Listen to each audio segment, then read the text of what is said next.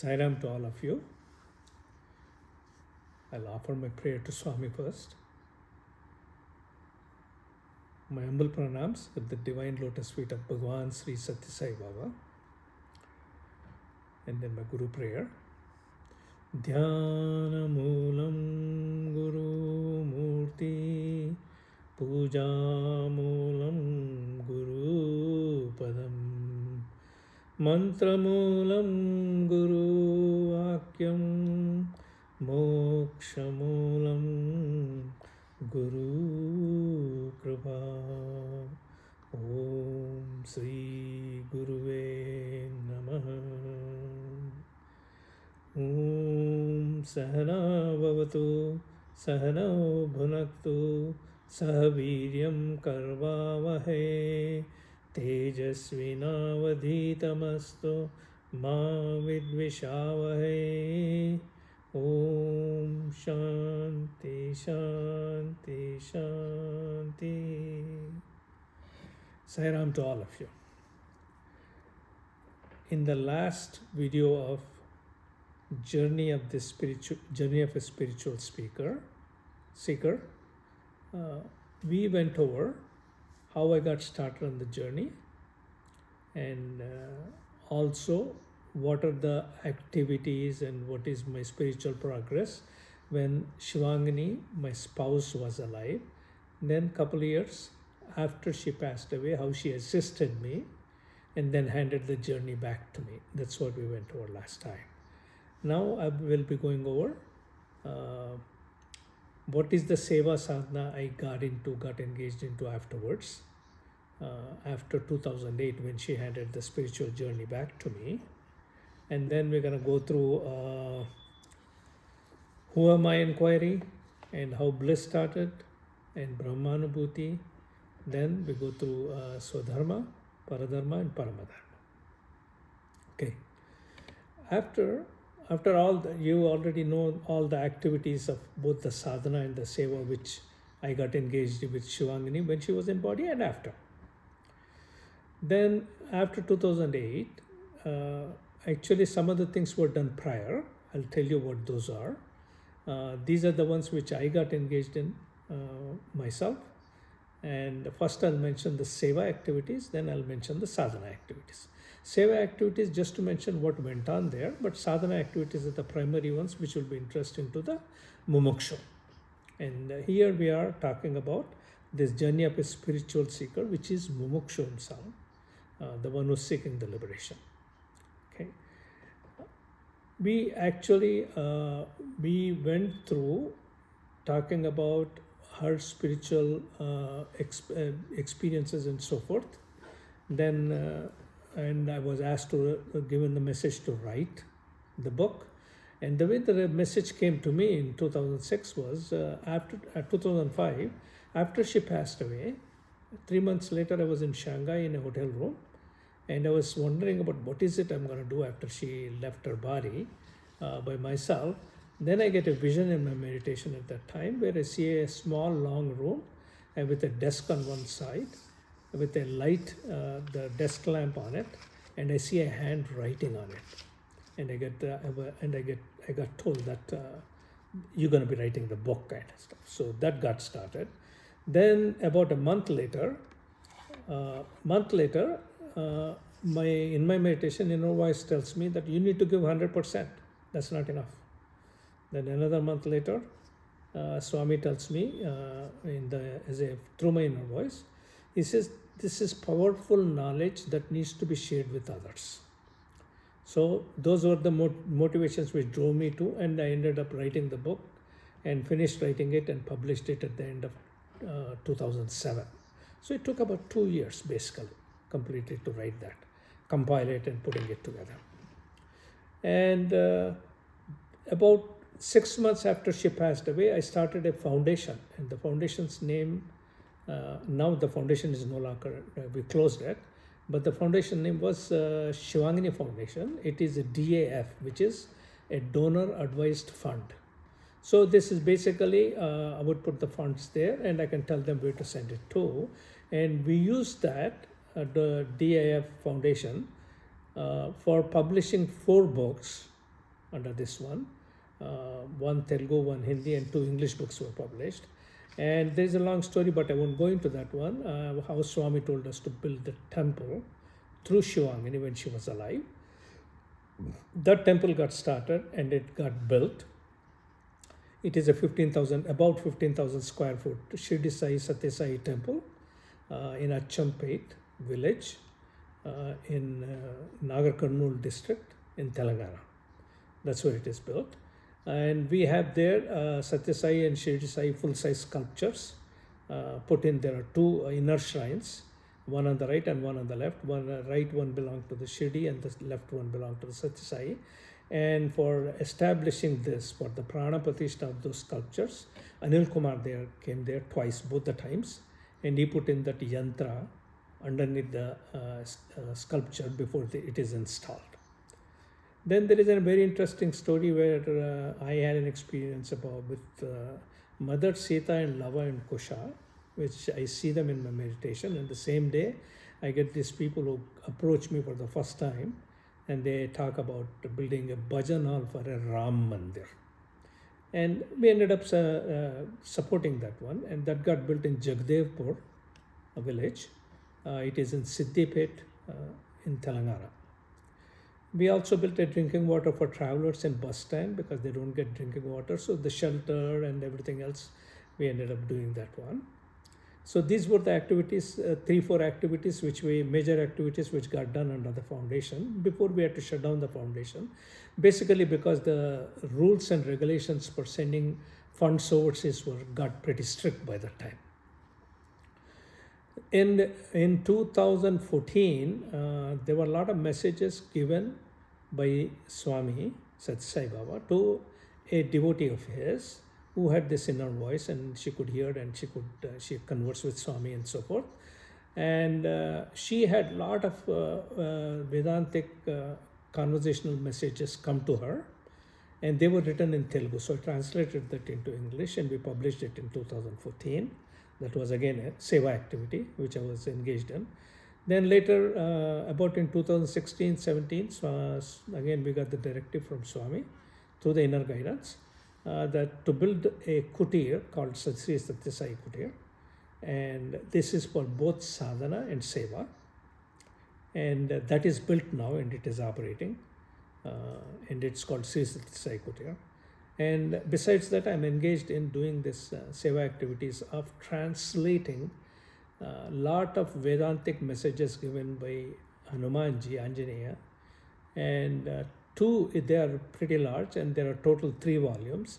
2 volumes of Telugu have already been translated into English and published, and I'm working on the 3rd one right now. So that is basically the seva type activities I got involved in after Shivangini. And on the sadhana side of it, in the beginning, when my spiritual journey started, I used to get lots of visions and dreams of deities, all kinds of deities. Ganesha, I used to see sun. I used to see very silvery sun. If you take molten silver, how shiny it is, that molten shininess with the brilliance of sun shows up, and I used to see that silvery white sun. Then Divine Mother, Lord Shiva, Shivangini, Baba, Hanumanji, Lakshmiji, Lord Rama, Ayyappa. Then I saw one time Lingam, white Lingam, and I didn't know where it was, but when I looked it up on the internet, it was actually from Kedarnath Lingam. Similar to that one, I've seen Jesus on a cross. Jesus is a baby, seen cross and around it, Lord Krishna, 4-armed Lord Krishna with a flute at his lips. I've never seen that before. Same way with Lord Vishnu with 4 arms and Shirdi Sai and so on. So many dreams and many visions. These are all a part of the journey as you go along. That's one part of it. And I started hearing inner voice, but first I started hearing it at transcendental state. What is that? That is, when I'm meditating, I go into a transcendental state where I'm not aware. But when I'm dropping from that state back into this awake state, I remember it. I remember everything there, as well as I remember what is at least last parts of what has been said there. So that's how I was getting my messages initially. Then it became slowly developed into normal way of speaking, and I can hear kind of stuff. Okay. And 4 months after Shivangani passed away, I was in meditation, and in meditation my inner voice says, I'm calling you. Then I say, where are you calling from? Immediately the reply came, from India. Then I said, where in India? Then I get an answer back saying that Puttaparthi. Then I asked, is it Swami, it's Sathya Sai Baba, or is it Shivangani? Then I didn't get any answer. But that's okay. That's at least, it is that Puttaparthi is looking after me, basically. There's the feeling they wanted to induce in me, because I'm still kind of struggling after she left in September 2005. So this is now 4 months after she left. And 5 days later to that one, I was in meditation, and suddenly I hear from inside, control the way you're doing it. And I was trying to do, cleansing my subconscious at that time. Then I hear, make it 4-wheel, saying that do some sevas, do some devotion, do some meditation, do some reading Gyana and so forth. And that is when, for the first time, I understood that I'm getting instructions for how to do my sadhana from my inside. And from that time, it stayed on with me. Even now, it stays with me. When I'm doing something not right, it tells me that. And interestingly, just to kind of, enhance everything, 15 days later in meditation, I see a written paper in front of me in the meditation. And on that written paper, it's actually something was written on it. And right in the middle of the paper, I see this pointed light, just like the light which comes on when you turn on your cell phone light, night light or whatever you turn it on. It comes on there, and that light was coming out from there. And underneath that, the words G-U-R-U, that is Guru, was written under it. Then that I was told at that time that from there onwards, I'm going to gain jnana through books and through my inner voice, is what it told me. And later on, as I described to you, you will realize that inner voice is taking you along. And hopefully, the whole thing about telling you all this is that it will take you in that direction, that having the faith and following it. That's one other thing. If you get inner voice, you must follow it. 5 months later after that, this guru, which I've seen this one, I get a dream. And in that dream, I make a lot of effort and reach a holy man. And that holy man tells me in my dream that my understanding is not right. Then it touches me. Then when it touches me, I go into a transcendental experience. Then I come out of that experience. Then after I come in that experience, I still remember that everything, like we were in a temple with pillars and all that one, everything, the temple, the pillars, everything becomes blank in that experience. So everything became a white blankness. Then that man, I come out of that experience. Then in the dream again, that man is telling me to share this only with those who have asakti, he said. Asakti is an interesting word. Asakti is a very keen interest and a keen desire. Typically, mumukshus have asakti. Without asakti, they cannot be a mumukshu. And this is the journey of a mumukshu. Okay. Then he tells me that. Then it turns and goes a little, takes a couple of steps, then it turns around and looks at me, and he says, you have an amazing level of asakti. That's what it was when the dream ended there. So basically this emphasizes the need of asakti, okay? That one needs to have that keen interest, keen desire for that. 4 months later, I would say it is about April of 2006, so my inner voice made me do, while doing one time at a time, and it was making me do chakra cleansing, chakra concentration. And that chakra concentration, it told me in that April of 2006, and every time I did the chakra concentration, I used to see in my visions a door opening. Then later it says that this was almost like a year later. It says that do it every day. I mean, it was asking me to do chakra concentration every day. And at one time when it was telling me, it kind of, like how it guides you, your inner voice. One time as I'm doing chakra concentration, it says dhyan se karo, means do it carefully. And 3 times I remember it warned me of what not to do and it's not going to be good. And while I'm doing chakra concentration, I thought of a person, and my inner voice says at that time, no, no, no. Means don't do it, it's the wrong thing to do. And another time, when I was trying to clean my objective consciousness, that is my consciousness which is more oriented to the worldly side, then my inner voice tells me, very dangerous, don't do that. And a third time, interesting was, one time when I was doing chakra concentration, I was doing it on my Ajna chakra, which is right here in the middle of the eyebrows. It told me, don't do it, because that leads to siddhi powers and all that one, and you don't want to do that. Then, of course, I heard that. Then 5 or 6 months later, I drifted into it unknowingly. It happens to you when you're doing meditation. You may forget what you have learned or what you heard. You may go back there again, for whatever reason. When as I'm going there, my inner voice tells me, you're on your own. I mean, you're taking the chance now. You're on your own. I mean, you'll have to face the consequences, basically. So it kept doing all those things to me. Now, when I do the chakra concentrations, I did all the chakra concentrations. When I was doing that concentration, I used to see in my visions doors open. Not one door, not 2 doors. I must have seen hundreds of doors that opened up. Some used to have keys in them. Some keys will turn as I'm looking at it. Some were gates which open up. And every time when I see a door open up, I see light coming from the other side of it. So it's many, like in the chakras. Now, again, a little bit, I'm assuming most of you have background of chakras, but chakras, there are 7 chakras we have. They are Muladhara there, which is at the bottom of the spine. Then you have Swadhisthana, where the genital organs are, and then there is Manipurak, which is right at the navel, and then where the heart is, it is Anahat, and Vishuddha is right at the throat, where your Adam's apple is, pretty close to. Then in between our eyebrows is Ajna chakra, and at the top of the skull, right at about the middle to the little bit to the back, is Sahasrara chakra. These are the 7 chakras they talk about, and usually they tend to have knots in them.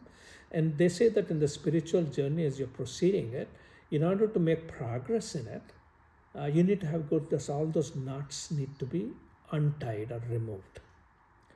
And as they get untied and removed, Kundalini energy, which is also called the serpent power, which is the dormant energy which is lying in your Muladhara chakra at the base of the spine, it rises up your spine. It is called Kundalini.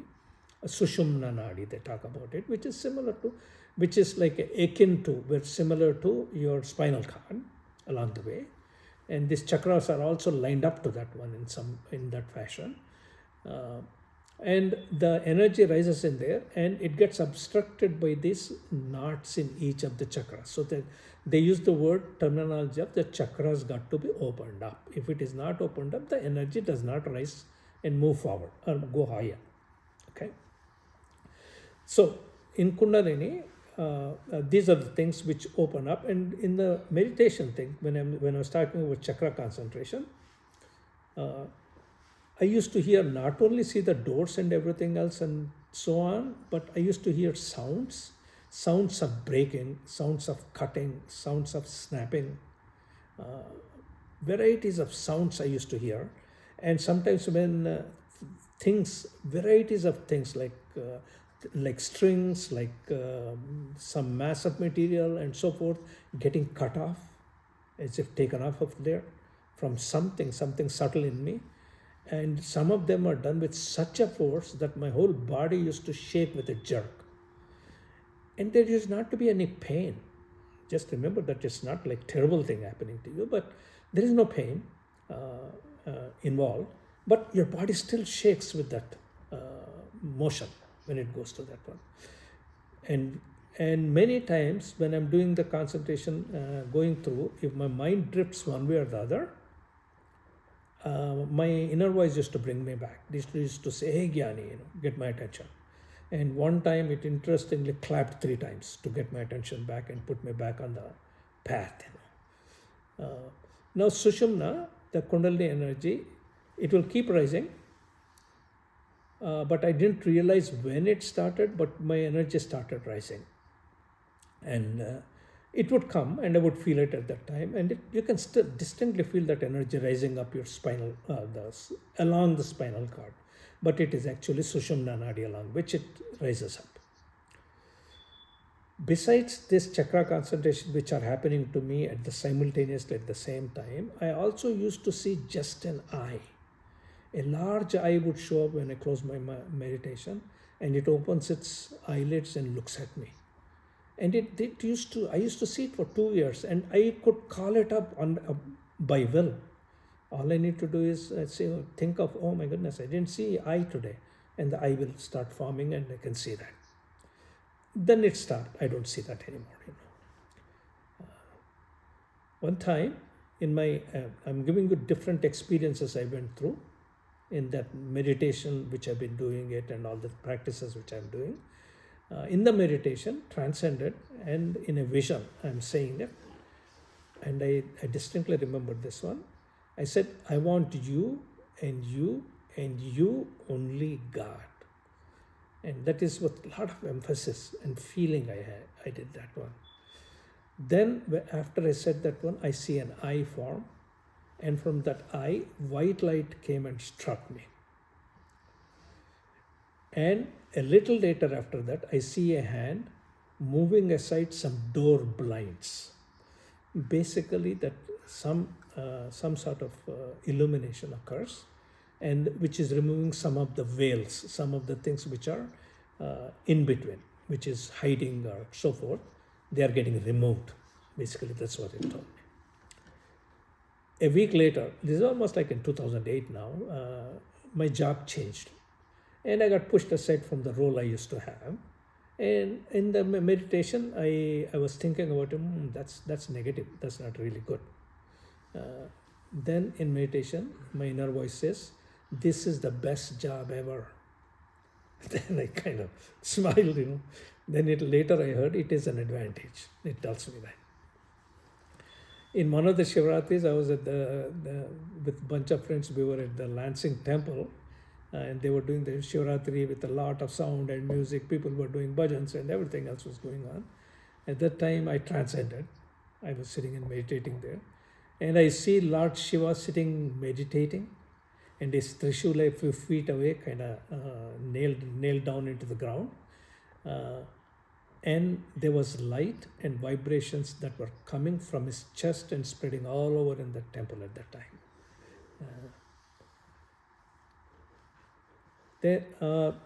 In about another 4 months later, I was doing my heart chakra concentration.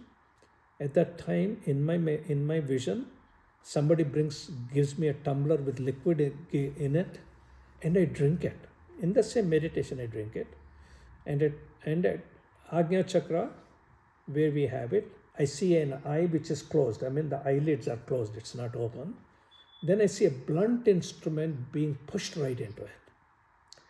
And there was no pain and there was no blood or anything like that, but I just see that pushed into it. Then another 4 months later, I was at a couple months later, I hear my inner voice telling me that follow the written and spoken words of Sai. So I'm getting all this guidance constantly through. And 2 days later to that one, when I hear that one, I see a giant hammer in my dream this time. And the giant hammer is, I still remember, like those judges used that little wooden mallet or something to kind of bring order to the court. That same shape hammer, but the size was huge, like it's the size of my body really, that large. It was coming down right on my head. And I closed my eyes in the dream, and I was uttering Swami's name. And then when it falls and hits me, next thing I see is a whiff of smoke comes out of my Agnya chakra. Really don't know what it meant, whether it is opening up of Agnya chakra or is it impending death. I have really no idea at that time. But these are all varieties of experience one goes through. And 3.5 months later to that one, I was in Puttaparthi and I was in Kulwadhal meditating. And while meditating, I transcended. And when I transcended, I saw Baba. And any people who have seen Baba when he was in good health, I mean, when he was not wheelchaired, it is well known that he walks very rapidly. And in that transcended state, I see Baba, and he's walking very rapidly towards me with his forefinger pointed at me and with intense eyes. What it reminded me is, I don't know, quite a few of you see the US recruiting poster where they're recruiting people into the army. You see this guy with a hat, tall hat with the American flag colors on them, and he's got his intense eyes looking at us, and there's a pointed finger pointing at you. So that's exactly how Swami came and pointed his finger to me. And the only thing I understood is whatever it is Swami is recruiting me, I got recruited at that time. Then in about, I would say, another couple months later, I was at the heart chakra cleansing it. At that time I hear, no need to do that. So some of the experience I went through earlier, which I've described to you, are cleansing that. Now it's telling me that heart chakra is clean. You don't need to do heart chakra concentration anymore. Despite that, I ended up doing it, and it told me again later. I'll tell you that. These are the things which you do over a period of time without realizing. But this inner voice kind of guidance and everything helps you with that one. Then in that year 2008 was very significant year, I call it, because many things, interesting things happened there. In the March Mahashivratri day of 2008, which was March 6th, I was told to meditate on subject. That's the first time I ever heard of it. I never heard of it prior to that one. Then 2 days later, a couple of us went to see at Ted and Jody's home in Cleveland, Pepper Pike, Ohio, Dr. Srikant Solo. He was there, and we went over to meet him. And actually, we met Srikant and Shivani and Sridhar, his son, at that time. While conversation, we mentioned, some of us were mentioning spiritual, we were talking spiritual stuff anyway. So we mentioned about this, and that I mentioned to him about inner voice asking me to meditate on subject.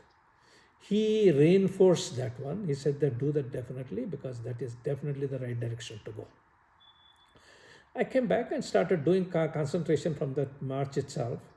And when I tried doing it, now don't ask me what I did it, because it's very hard to do subject concentration. You cannot describe it. But whatever I did, from inside, suddenly my inner voice says, exactly.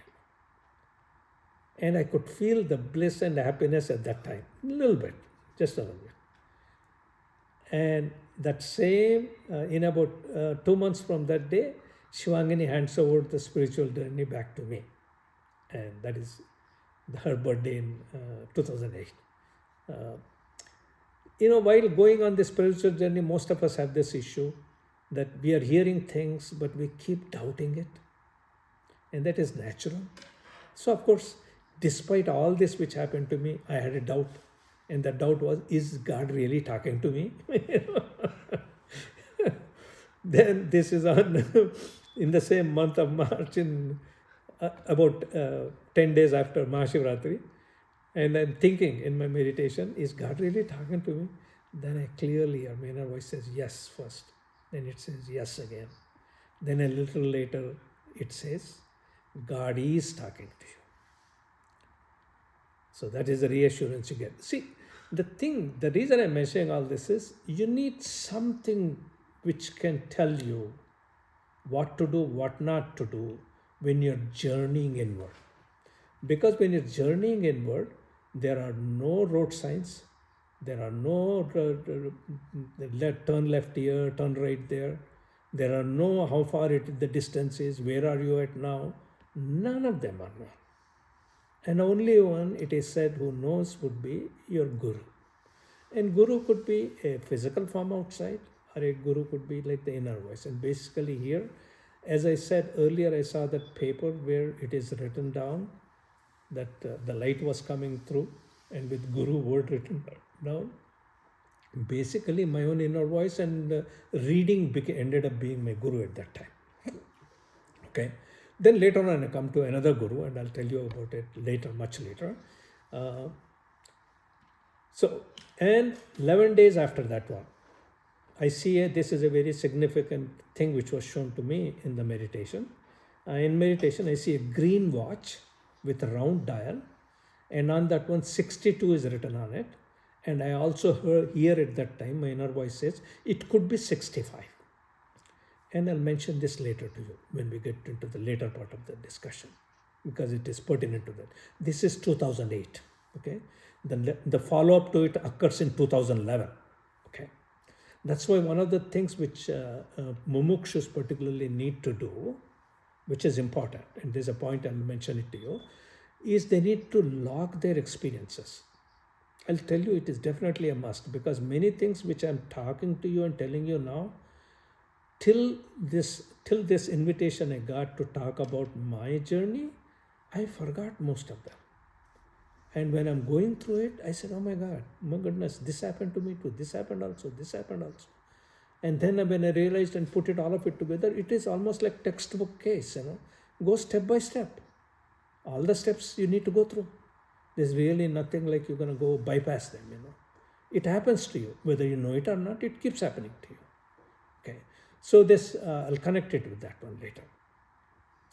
And a week later after this 62 or 65, I was doing concentration. Now this time again hard, right? A little earlier it said then there is no need to do that. And here I am doing hard concentration again. Then when I heard, my inner voice says, there is not much in it. It is again telling me there is nothing there. You are done with the heart. 4 months later, and I'm in bliss sitting down. On that day, I was in bliss for 1.5 hours in meditation. And in that meditation, while I'm in bliss, my inner voice says, bliss, meditation are infinite. Bliss and God are invisible. It made both the statements. Actually, this is very interesting. I remember Swami telling Shivangini one time about meditation. Meditation is infinite. There is nothing like this is how far you need to do. After you did it, you're done with it. It is there and you're finished. Nothing like that. It is infinite. That's why you see all these great saints, in spite of reaching to the state they do, they still meditate, their meditation sitting in there, up there. And bliss and meditation, bliss and God are invisible, because bliss is not different from God. That's why we talk about the Sat, Chit, Ananda. Ananda, Sat and Chit are together. All of them are God. They're not attributes of God. Okay. I was in bliss on that day, as I said, for 1.5 hours. And then 6 days later, I was meditating, I was in bliss. Then Swami enters where I was at, and I heard, my inner voice says, God is with you. This is Swami was there with me at that time. Interestingly, then right after that one, about a couple months later, I had to move my son to New York because he got a job in New York. And so we have a friend close friend in New Jersey. So we ended up going and kind of meeting him, because I've seen him after many years, We did all that one. And of course, it was all worldly conversation there. And at that time, when we are going through, I hear in meditation, because wherever I go, I do my own thing, which is meditation, when to do mornings and evenings and so forth. And I'm doing it. And in the meditation, my inner voice says, it is dangerous for a yogi to be in the world. Now, what it really meant is, being association with the worldly stuff is dangerous. Being in the world is fine as long as you can stay within yourself, not really get pulled with it. And this is about November 27th, and November 24th or 26th was when terrorists attacked Mumbai. So on 28th of that month, about 4 days after the terrorist attack, I was talking to one of my close friends in Detroit, and we conversed about this terrorist attack. You can't avoid with all the information which is going around. I did that, And of course, that night when I'm meditating, only thing meditation says is bekar baat. Bekar baat means useless talk, Okay. And your inner voice is like your mother, father, and guru. Okay. The reason I say it is, it takes care of you like a mother also. And here is where it was taking. It brings sometimes tears to my eyes. It does it. So this is about, I would say, another 6 days later. On the 6 days later, my inner voice says, Bete, ek baat bataun, which means that, son, can I tell you one thing? Then I'm waiting to hear what is it says. Then it told me, forgive. And that forgive was, what it's telling me, I know exactly what that was. It is a certain degree of disappointment I had with my kids. And it's telling me, don't do that. Forgive it. Let it go. Just like a mother and father does it, which is nice. And 2 months later, my inner voice tells me objective consciousness, because this is how we're talking about worldly stuff, right? So it's bringing me back to that one. It says, objective consciousness is going to end. Objective consciousness is your leaning natural tendency to go outward. Okay. Normal awake consciousness. This is not the pure consciousness we are talking about it. Okay. This is our awake consciousness. Objective consciousness is going to end. Then I'm listening. I'm not saying anything. At that time, it points a finger at me. I only see a finger. It says, again, is going to end, like emphasizing the is portion of it. And again, because worldly stuff we talked about it, and that is objective consciousness, getting engaged in it and spending time in it and so forth, that is going to end is what it's told me. And a few months later in meditation, I was again doing my subject meditation. By now I'm getting into the subject meditation fairly well. Silence and bliss. Every time I get into meditation, I can hit the silence, I can hit the bliss. Okay. Along the way, I saw Shivangini's eyes and her forehead. Only those were present to me. I could see. And little later, I see only her forehead and her third eye opens. And when that third eye opens, a white light comes out of the third eye towards me. But it is, I'm not seeing her as often like as I used to see her the first 2 years. That is gone. Okay. But this is, I don't know whatever that is, but she was still there, giving me some sort of assurance or so forth. Another 4 months later, while meditating, a thought comes to me as Nirakar. I should meditate on Nirakar. My inner voice corrects. It tells me Nirguna. Now, maybe most of you know what the differences are, but I'll tell you anyway. There is a difference between Nirakara and Nirguna, and quite a bit of difference actually. Nirguna is beyond gunas. Beyond gunas means beyond Prakriti, that is beyond nature. And beyond nature, what is there? It is that ultimate. It is that supreme, which is the only one beyond gunas. Everything else besides the supreme is in gunas. They have guna. So it's telling me you should meditate on Nirguna. Nirakar, the trouble with Nirakar is Nirakar does not have a form, but they exist. Formless exists in Prakriti also. You might ask how and where. Give me an example, and I'll give an example. Your mind is Nirakar. Your intellect is Nirakar. Your ahankar is Nirakar. And your chitta, which is where your memory and everything is within you, is Nirakar. Your brain is Sakar. Your brain has a form, but mind does not have a form. Same way with intellect and so on and so forth. But yet, these have gunas in them. Our mind has got the gunas in it. And what you need to be meditating on is Nirguna. Okay? So just a fine difference. I thought I'll explain that. And as a continuation to that, if a month or so later, Swami tells me in my dream, he says, no matter what, one always starts with a form before they finally reach to formless. You can never start from formless. He said it in Divine Dialogues, written by V.S. Page actually, and he says the same thing there. You can never start from formless. You'll always start with form, but form you can move into formless. Okay. Then I asked in the dream, does it apply to all, including Islam and Christianity? And he said, yes. Form, you cannot go to formless without form. That's his comment was. Just thought it pretty useful to understand for all of us.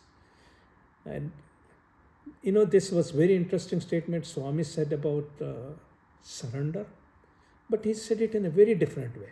The Sharanagati we talk about. And this is, now we are coming to 2010 really. At that time, in dream, I see many, many things as part of my job, and I have a difficult time kind of managing all of them together. And in the dream, Swami comes to me and tells me in the dream, he said, sit quietly, silently in a corner. Then I asked him in the dream, what am I supposed to do? Sitting quietly, silently in a corner. Then he said this statement, very interesting statement. Everything will get done as you sit silently by mere presence and witnessing. Again, I'll read it. Everything will get done as you sit silently by mere presence and witnessing. That's basically you're talking Sharanagati now. Highest degree. Then I got up because it was a dream and I started meditating. And I started following what it told me, that try to be that witness more. When I'm trying to be, my inner voice says exactly to that one. Then I could see a thought come and I could push it away thought, and I could see it disappear. The thought kind of disappeared, just the way a picture disappears on a TV screen when you switch off the power, It like kind of disappears like that. It disappeared like that. At that time, my inner voice says, fantastic. Appreciate, liked. That's what one must do. Reason I'm telling you all this is, hopefully when you get there, when you're getting there, these are the things to look at, go through. Okay. In about a month later, it told me to do meditation 3 times a day. Now, by the time I was doing 2 times a day, then it moved me to go to 3 times a day. Month later, strong silence and lots of bliss in the night. And this is in the night. I'm trying to sleep.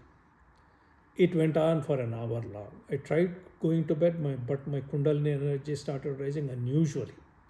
Then it rose very significantly, 4 or 5 times, all the way into my head. Suddenly, the obstruction in the heart chakra was gone. At that time, I saw in a vision a black bulb-like shape, just like light bulb shape,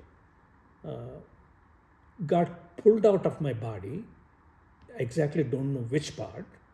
Pulled out of my body and thrown into a bottomless pit. And I could see the pit. I still remember seeing that vision.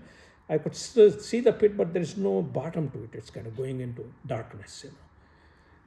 It happened in such a way that it sent a shiver of bliss through my whole spine. Like my spine shivered with that one. But I continued to meditate. And at that time, I hear Shivangani calling me Gyani. Then my inner voice says Jnanam. Jnanam means wisdom. The highest wisdom is called Jnanam.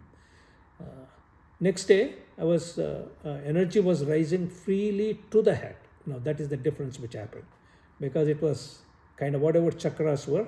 Remember, my wisp of vapor came from the here when it got hit on the head. Now heart chakra and obstructions are gone. Looks like those are gone. Now it is rising up all the way up there.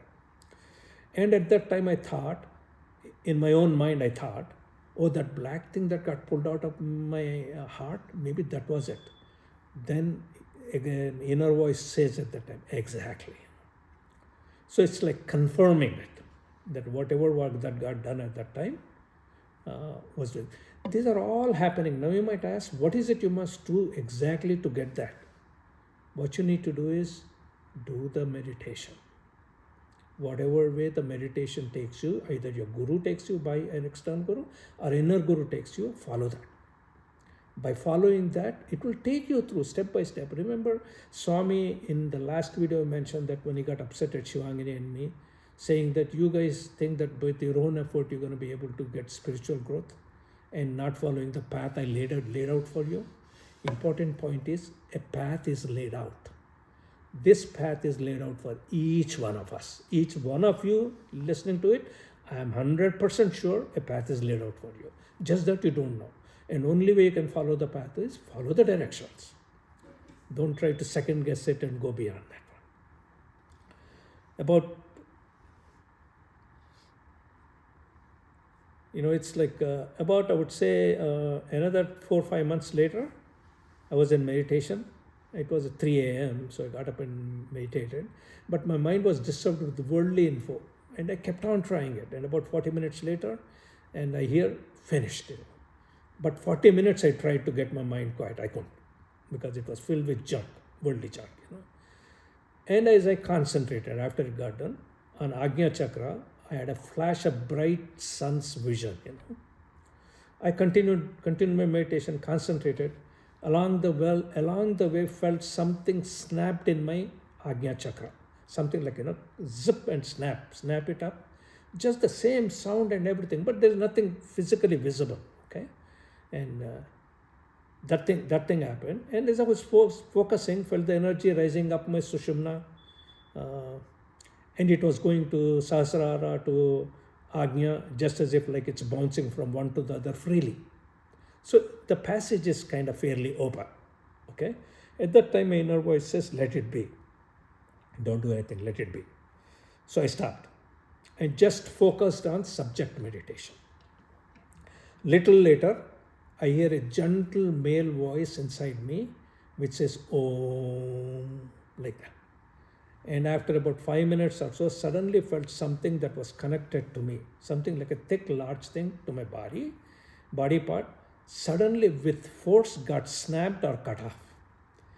I could not either see the instrument which cut it off, nor the thing actually, more than what I saw, And this happened so suddenly that my whole body shook with force. Like, it's like back and forth, it shakes. There's no pain, okay? That's one thing to be sure is none of these create any pain for you, okay? Immediate feeling I had after that was full awareness, no thoughts, and a huge burden felt like it came off my head, taken off my thing. I sat in shock and was thankful because it felt so good. As I was thinking about this, I heard liberated. Inner voice said liberated. Apparently liberated for some heavy burden which was hanging on to me. That's all on that time. Then 5 days later, Swami tells me, this buddhi is not going to make it. The buddhi apparently. Then I tell to Swami, okay Swami, let's change it. In 5 minutes, I see a coconut, half a coconut with some yellow on it. And as I'm watching, the yellow gets removed and thrown out. Then I see a big knife with both hands, I am pressing down on a very dense mass to cut it off. I continue to concentrate and pressing that, even though I'm no longer seeing the dense mass vision. I'm not seeing it, but I'm pressing and doing whatever I was doing. It went on. Then my inner voice says, Kadgai, it says empty. And in the night, on that night, I heard prasadam, means it's like a gift. And a little later, it tells me, celebrate. And about, I would say, another 10-15 days later, as I'm meditating on Ajna Chakra, I was told, Dani Avasaram Ledu. This is in Telugu, which means that is not needed anymore. So that got totally cleared of Ajna Chakra also. So I'm telling you how these chakras get opened, what are the processes, and what do you need to do. I'm hoping that based on what I did or so forth, you get an inkling of what to do. Okay? And in about another 2-3 months later, I was reading Bhagavan Ramana Maharshi's Who Am I Inquiry. And I was in total shock when I read that what is the exact procedure of Who Am I Inquiry. That procedure was exactly the same thing my inner voice has been telling me since 2008, which is 2 years prior, that is to meditate on the subject. Who Am I Inquiry is nothing but meditation on the subject. Another 9 months later, I I am working on, and now subject meditation is the normal meditation I do. There is no other meditation which I get engaged in. Okay. After about an hour, I meditated, and then I came back to bed, but then I continued to meditate. And very curiously, my focus slowly moved to my Ajna chakra. Again, the chakra, which it told me there's nothing there, and slight tingle started when I did that. I held on to that tingle. Suddenly saw and felt a big, large fist, human fist. But the fist is size of my head, that large a fist. It came and banged me on the Ajna chakra. And the vibration was so strong, my entire body vibrated for 30 seconds. And yet it is all happening at the subtle level, not at the physical level. Because physically there is no pain, no nothing, no felt, number, nothing got hit or whatever. But inner nerves and all, they are shaken. Okay, it subsided. Then I realized that the Northern chakra must have totally opened up by that time. And I could feel energy spreading uniformly entirely through my head by then. All the way, everywhere in the head. Even after an hour later, could feel that energy buzzing through my entire head. A few months later, no, actually it's almost 1 year later, it told me to, took me to the, we told to meditation on eye leads to siddhis, and don't do that. And it always wanted me to concentrate on my Sahasrara chakra, the topmost chakra. Then on April 5th, 2011, I hear Aipoindi, means finished. Then on April 17th, Khatam ho gaya. I heard Khatam ho gaya means everything is over. On April 23rd, in meditation, I heard Baat Khatam ho gayi, means there is nothing more. It is all gone. That is exactly about the time Swami left his body. Swami left his body on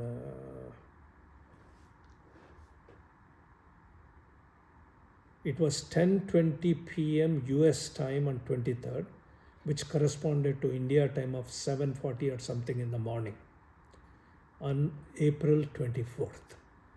And that's when I was hearing all those. And at that time, I was in extremely intense bliss it put me into, to the degree I thought my whole spine and my head were going to split over. It was that intense. And all the day I was in bliss. And that is the time Swami left. And that's, I thought, pretty interesting or pretty different. Some message in there. Okay. So that is basically the journey I had been going through up to 2011, since up to Swami leaving the body. But it is not, my journey continues, but the rest of the journey beyond 2011, that will be done in a different video.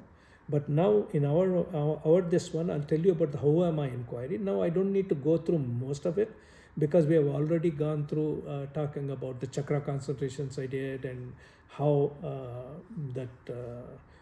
subject concentration, which on Mahashivratri told me to do it, and I kept doing it, and so many different things happened along the way. I've had the bliss and so forth.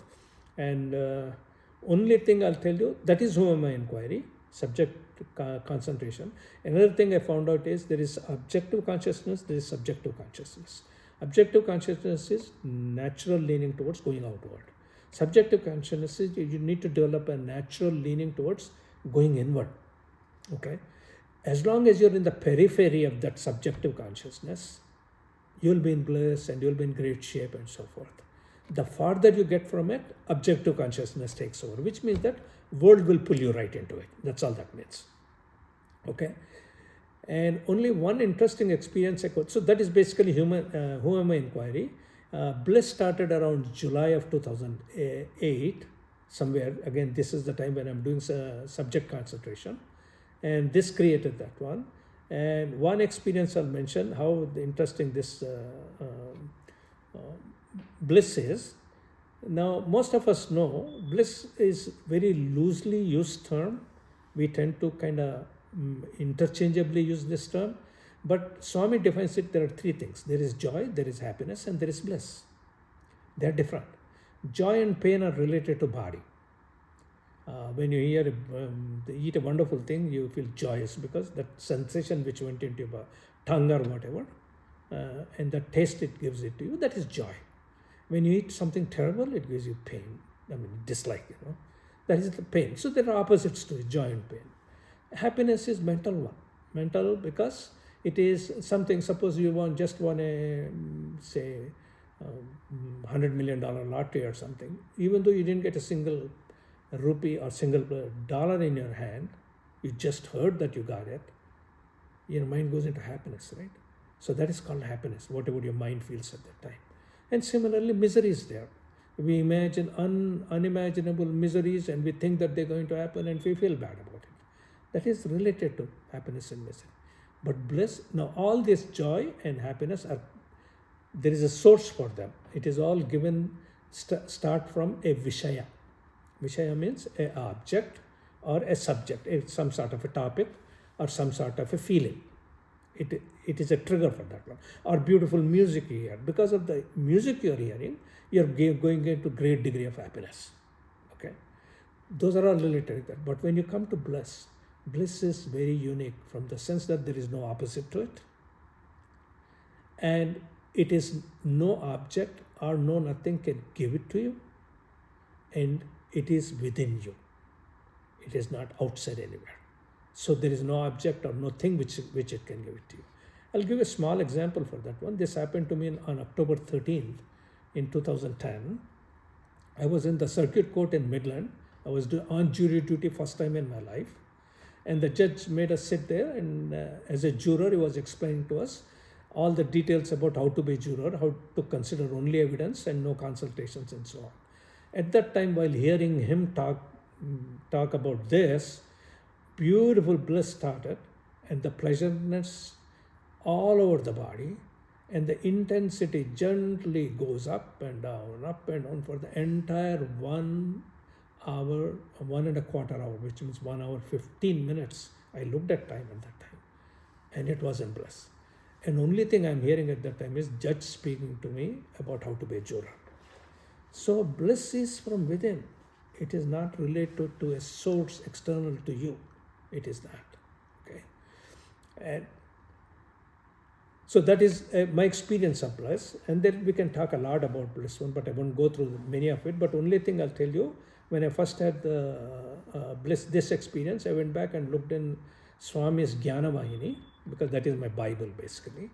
I looked into that one, and Swami on that one on page 6 tells you when Kshaya and Vikshepa, these are the two conditions of mind, when they are overcome, one attains Savikalpa Ananda, it says. That is still not Nirvikalpa Ananda, which is higher than that. Okay, that is Savikalpa Ananda. And he says this is the bliss of the highest subject and object contact. Okay, so that is bliss.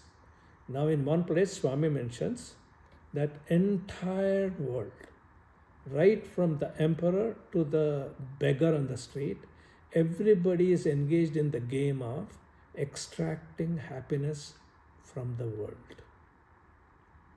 Think about it. Everybody is engaged in the game of extracting happiness in the world. They are slaves to happiness, Swami says that. But bliss is within you. You don't have to extract it from anywhere. And bliss, once you've learned how to attain it and how to get to it, bliss, you don't have to become a slave to bliss. Bliss becomes your slave. Because you can call upon it, it'll come to you whenever you call upon it. So that is bliss. Very interesting thing I'll tell you is, and then of course I was reading this and that other literature, and one of the newsletters which came in within 1 or 2 months of reading Bhagavan Ramana Maharsh's stuff, it came from Sri Ramakrishna Mission's newsletter, and it's a Vedanta newsletter they call it, and it says if you, Swami Brahmananda, direct disciple of Sri Ramakrishna, the first order president of the Sri Ramakrishna Mission, he says in that newsletter, if you practice meditation continuously for 7 to 8 years, you will find peace and bliss and enjoy the fruits of your practices. Then I turned around and looked at it, because it started to me in July of 2008. And my meditation started seriously, if I say, would be around 2000. So I was in the range of 8 to 9 years, 1999, 2000. So I was in the range of 8 to 9 years. And he says 7 to 8 years, right accurate to, as the scriptures, as the Aptavakya says, It is right on there. So this is all yours. A mumukshu can have that. Only way, easy way to get it. The bliss, you can access it. And very easy is do subject concentration, subject meditation. Who am I inquiry? He'll get you that. No doubt about it. I have no doubt at all. And I can call upon, I've never been a day without bliss. Since that time, now it's almost 10 years, 12, 15, 14, 16 years. Hardly any day goes by without me be able to touch the bliss and stay in it for at least a short time. It depends on how busy I am in the worldly stuff. If I am by myself and so forth, immediately it starts taking it over. And another thing I'll tell you about bliss. The bliss is, as we said, God is infinite, bliss is infinite. My inner voice said that. Bliss is infinite because Satchidananda. If Sat is infinite, if Chit is infinite, Ananda is infinite too.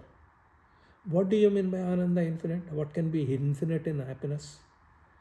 It is, this Ananda is always fresh. It is ever new. These are the words Swami used to John Islam when he said that. It is always fresh, always new. You'll never get bored of it. You'll never feel as if, I had exactly the same thing before. It is just a repetition of that. You'll never feel that. That freshness to it all the time, continuously. I'm talking about 1.25 hour I'm doing it. No boringness in it at all. Many times I've got through that one, not just one. So I'll strongly encourage you, it is something you need to taste. If you want to learn more about it, read Taittiriya Upanishad. In Taittiriya Upanishad, there is a section called Brahmanandavalli. It describes beautifully. There is an entire thing written about it by our Upanishads, the ultimate authority in our Sanatana Dharma. Okay? And one other experience I'll mention to you, which you can understand the difference between this. This is I was in Puttaparthi in 2011, just a few months before Swami left his body. I was sitting in the meditation hall and I pulled my back at my home, in my apartment there, and I was having pain, a lot of pain. But I went to the darshan hall in the morning, 9 to 9:45 a.m., sat there in spite of the pain. Then in the afternoon again, I went into the Kulwant hall. I sat there, and now the pain is so intense. Any slight movement I make, a sharp pain will go through the back. So I was afraid of sitting and moving, actually, just sit. And if I don't move, I was okay for a little while, And as I was sitting there, I tried to meditate. And of course, I could slowly, at that time, I was doing my concentration on my, so forth on Sahasrara Chakra. And the bliss kept slowly started, and it started intensifying. And I sat there for 1 hour, and in 1 hour you cannot sit still without even slight movement. I moved about 3 or 4 times during that time, slightly moved my body a little bit. Every time sharp pain of the back was there. And I could feel the pain and I could feel the bliss, simultaneous. And go figure out. You tell me that can you feel happiness and pain at the same time? That is the thing about that bliss. The source of bliss is not body. Source of bliss is not outside.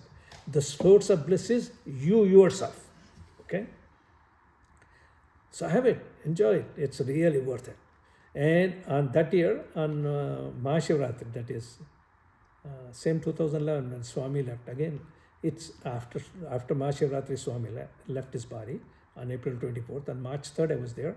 I left around 3rd week of March from there, back to USA. I was there all through Mahashivratri. I sat there. That is the only time I sat in bliss for 15 hours. And the intensity was amazing. And it was there 15 hours. And believe me, not a single moment was boring. Not a single moment was a repetition. Not a single moment felt like, it's the same old stuff. Never. You'll never feel that with bliss. So that is yours if you want it. Okay, that is all my effort and my sadhana. I had been doing it up to 2011, and there is still going on afterwards, but that we will take up in some other volume later. But I'll shift quickly into Brahmanubhuti. This happened to me on September 6, 2011. Now, when I got that dial watch, when it was showed to me, it was showed to me in 2008, and it showed to me on it 62. It could be 65. On 3 days before I turned 62, I had this Brahmanubhuti. And I'll describe that to you.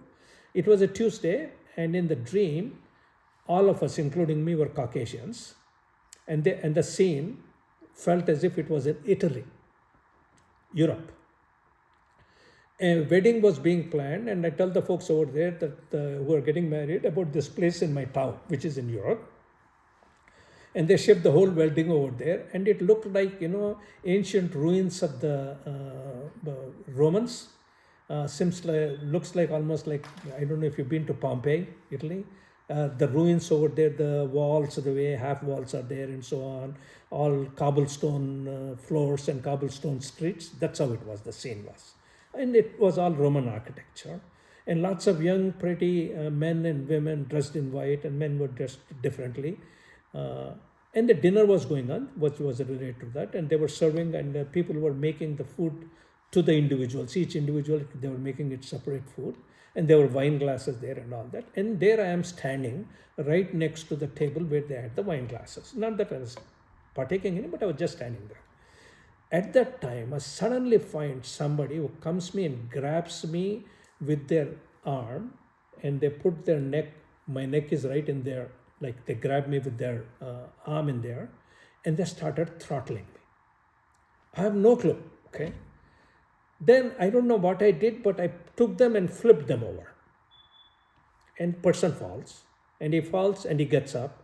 Then I tell that person, then I said, what's wrong with you? Then that person says, oh, you're having an affair with my girlfriend, that's why I was throttling you.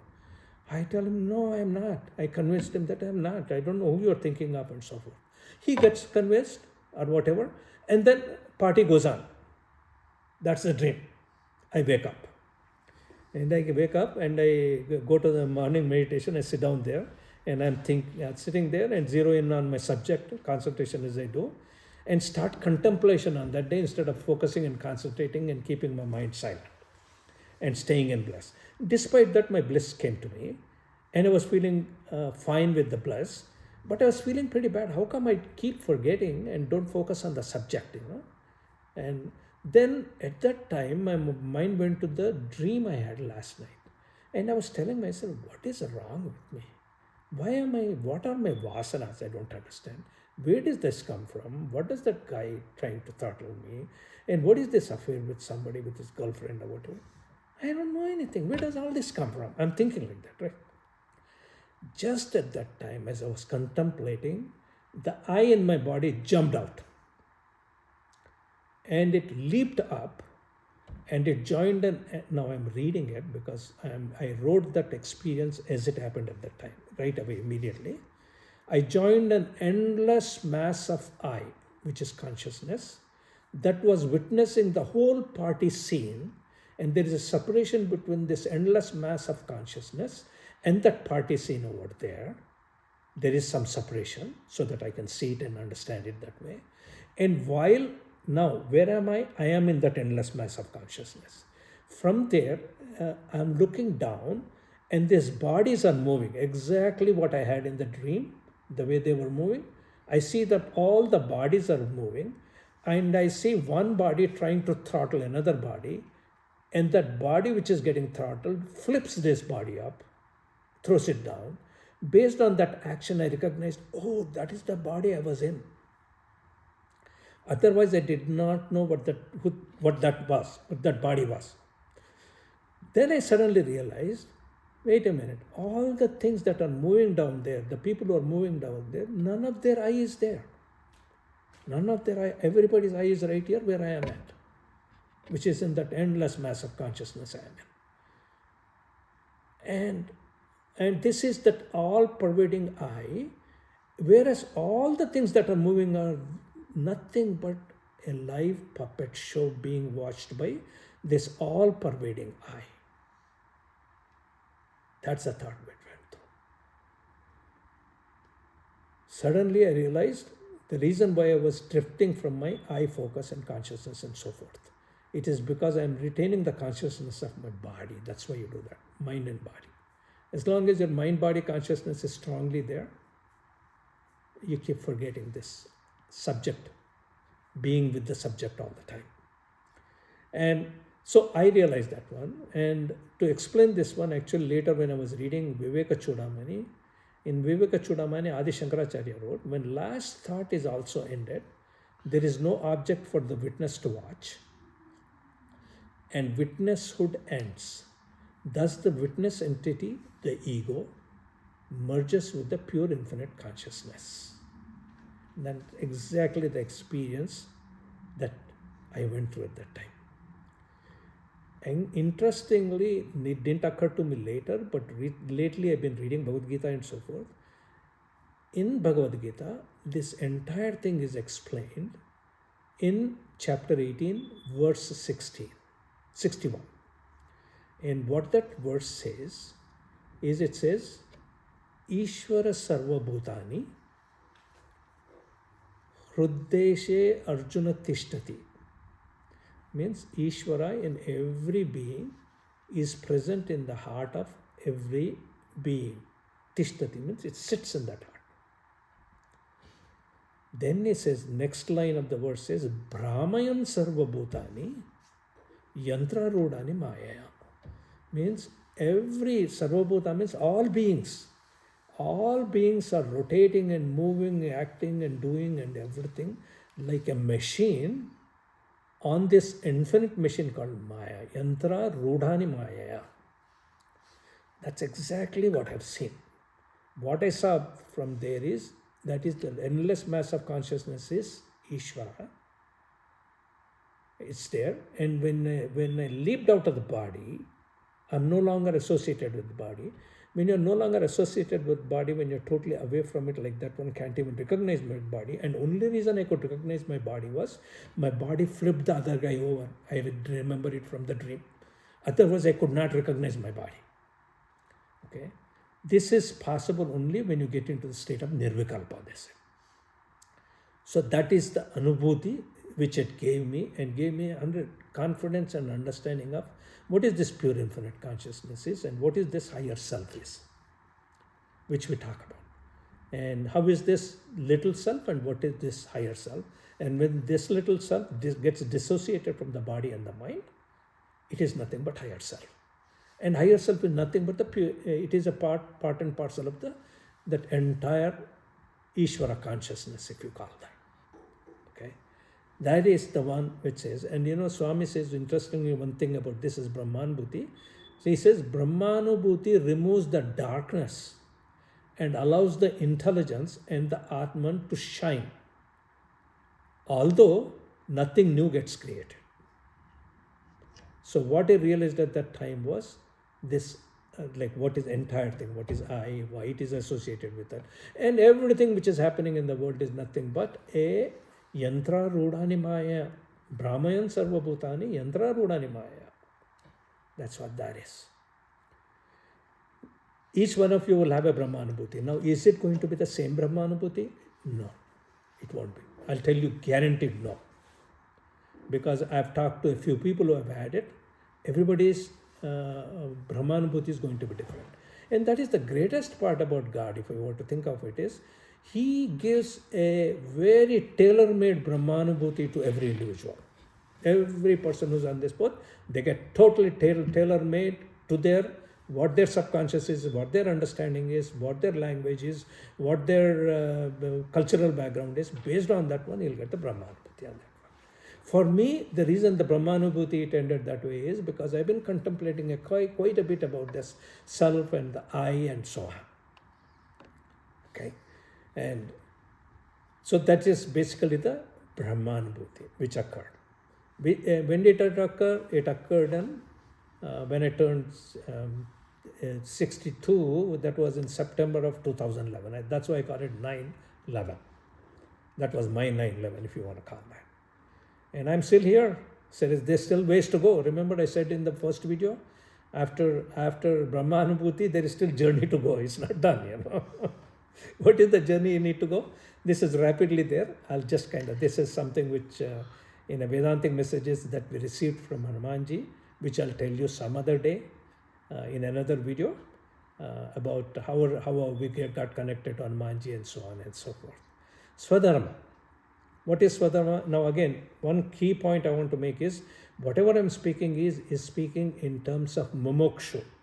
It is not the same as person who's not on this path, who's not pursuing the path, because for their Swadharma is going to be different. Their Swadharma is based on their vasanas that have to be worked out.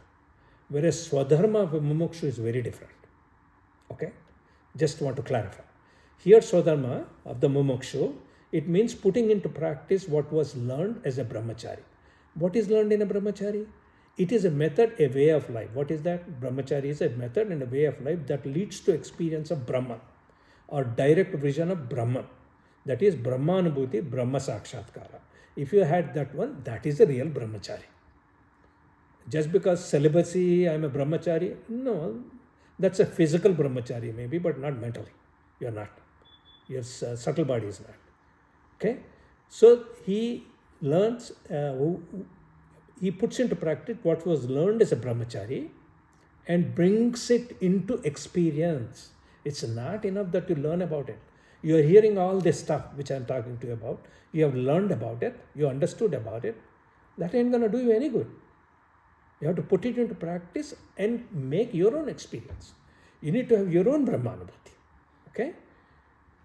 Then dharma needs to be followed, because that is a prerequisite. Dharma needs to be followed while pursuing Artha and Kama. Charity, comparison with spouse only, so respecting 5 elements, nature, fellow beings. These are all a part of the dharma. Dharma is a prerequisite. Most important in Swadharma is transforming yourself and uplifting yourself. And one must know oneself. Who am I? Inquiry. You must know yourself. Mumukshu. Who am I? Inquiry. Need to cleanse their inner instrument entirely. This is the mind. Has to be totally cleaned. Means you get rid of all the Arishad Vargas, the 6 bad qualities. Also, as soon as one's real self is known, one has the feeling immediately that they are in all and in everything. Just like when I went into the Brahmanubhuti, I could see that it's not just me over there. Each person was acting like a puppet there. There I was also there, where I was at. We are all in one single I. It is nothing but I. Even though due to lack of words or due to proper expression, we say huge mass of I. It's not that there are a billion eyes sitting, individual eyes sitting there. No, there is no billion eyes. There's only one eye in there. Okay? And so that is Swadharma.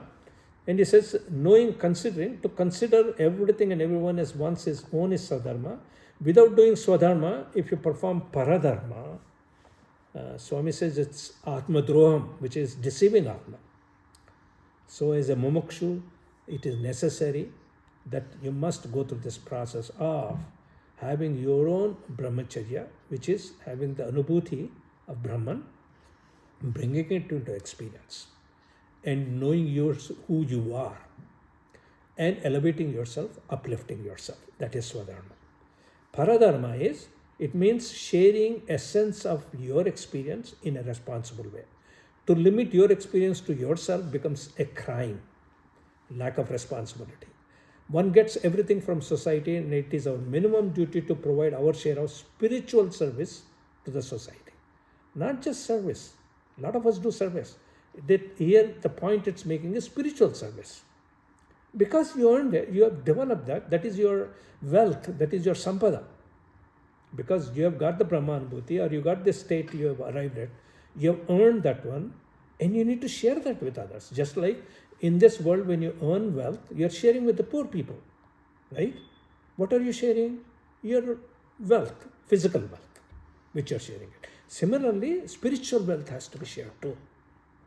Okay? That's why it says about spiritual service to the society. Otherwise, one is indebted. bad karma phala results will come and it becomes negative karma, he says. First, Swadharma, which is must. Second comes Para Dharma. Then you need to do Para Dharma. Inner purity first before you start going after external purity. Excellent karma phala comes by doing that one, by attaining experience and sharing it with the world. Becomes their wealth, your wealth. This must occur in the stage of vanaprastha, renunciation. We talk about 4 states: brahmacharya, grahastha, vanaprastha and sannyasi, right? In vanaprastha stage, one must do this one. One's preaching, this is a very important point, should be of the essence of one's experience, anubhava. One must only preach what their essence of their experience is. Don't read and go around start preaching, because you're going to accrue bad karma with that. At least that's the way I understand. In the spiritual realm. Then comes, next stage is Parama Dharma, that is the last stage. Parama Dharma is the highest, most prominent Dharma. It means letting go of everything and everyone. This is also called sannyas. It means letting go of duality. It means expansion. Karma swelt away when Brahmajnana is learned, practiced and experienced and shared with society. See that points there. If Brahmajnana is learned, it is practiced, it is experienced and it is shared with society. And the sharing part you did it in Para Dharma. Okay? Then you're stepping into the state of the Parama Dharma where you're letting go of everything. It says then one is ready for Parama Dharma, sannyasa. What is that? Merging in creation. And this last step is also called Mahaprasthan. Mahaprasthanam. What is that? It is the great journey or the great exit from this grand master show called Maya. Okay. That is Mahaprasthan, they call it. First, therefore, the Swami actually directed this one. He said, therefore, one must know about oneself as a summary to this one. Afterwards, practice that and gain experience of what you know. After that, share it with fellow beings. By doing this, karmas will get melt away. It paves the path to sannyas. Then at the end, become one with the creation. That is this process which began with the individual sequentially expanding, eventually becomes with the totality, with the cosmos. Therefore, making dharma, swadharma, paradharma, paramadharma as support and basis, sequentially get transformed and sanctify your lives. And this is my, Swami says, this is my, Anjaneya Swami says that, this is my wish and my expectation. So that is an expectation of a mumukshu. And that is what a mumukshu needs to go through finally to make the grand exit from this great grand show called Maya. Sai Ram.